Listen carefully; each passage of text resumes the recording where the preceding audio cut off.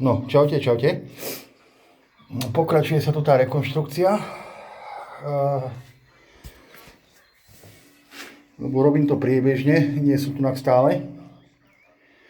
Prvé sa tu robilo toto, vlastne tento vstup, tieto schody.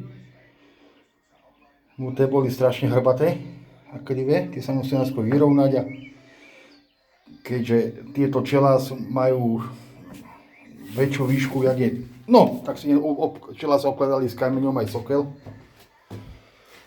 Moc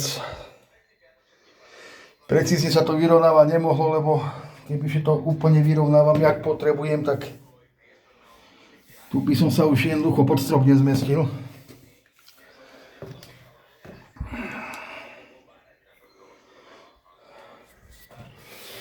Sa tu táto pivnica prerába, tu bola len zem.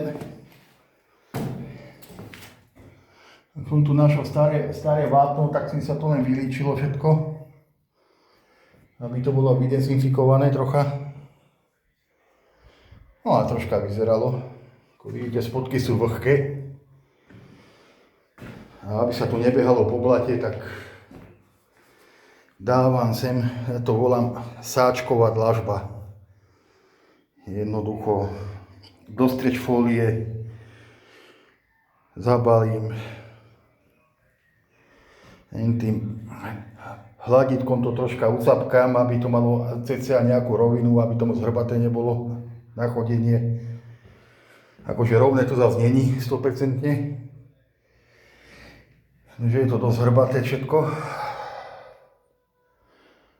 A s týmto sa to ani nedá úplne do roviny dať. To má to vyzerať akože kameň.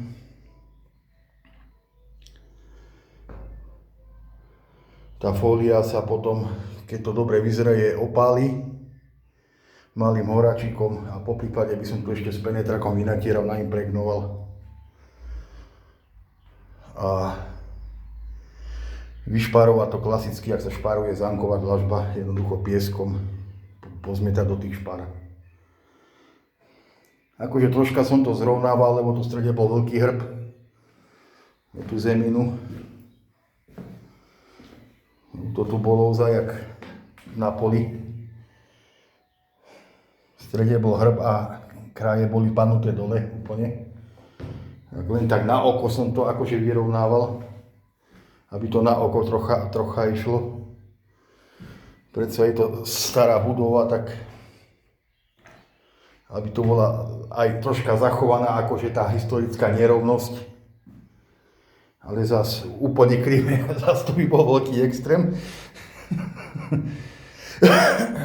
Tak to by bolo zatiaľ asi tak všetko. Majte sa krásne. Dovi.